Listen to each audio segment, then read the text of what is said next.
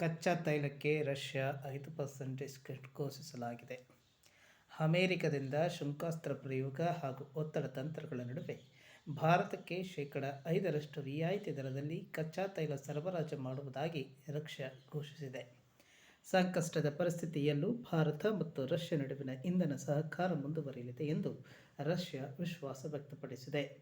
ಭಾರತದಲ್ಲಿನ ರಷ್ಯಾದ ವ್ಯಾಪಾರ ಪ್ರತಿನಿಧಿ ಗ್ರೀವಾ ಅವರು ಈ ವಿಷಯವನ್ನು ಖಚಿತಪಡಿಸಿದ್ದಾರೆ.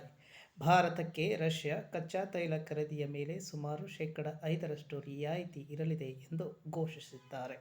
ರಾಜಕೀಯ ಒತ್ತಡ ಏನೇ ಇದ್ದರೂ ಭಾರತವು ಮೊದಲಿನಷ್ಟೇ ಪ್ರಮಾಣದ ತೈಲವನ್ನು ಆಮದು ಮಾಡಿಕೊಳ್ಳಲಿದೆ ಎಂದು ಅವರು ತಿಳಿಸಿದ್ದಾರೆ. ರಷ್ಯಾದಿಂದ ಕಚ್ಚಾ ತೈಲ ಖರೀದಿಸದಂತೆ ಭಾರತದ ಮೇಲೆ ಟ್ರಂಪ್ ಒತ್ತಡ ಹೇರುತ್ತಿದ್ದು ಶೇಕಡ 50% ಸುಂಕ ಘೋಷಿಸಿದ್ದಾರೆ. ಆದರೆ ಟ್ರಂಪ್ ಬೆದರಿಕೆಗೆ ಭಾರತವು ಸಡ್ಡು ಹೊಡೆದಿದ್ದು ರಷ್ಯಾದ ಜತೆ ವ್ಯಾಪಾರವನ್ನು ಮುಂದುವರೆಸಿದೆ.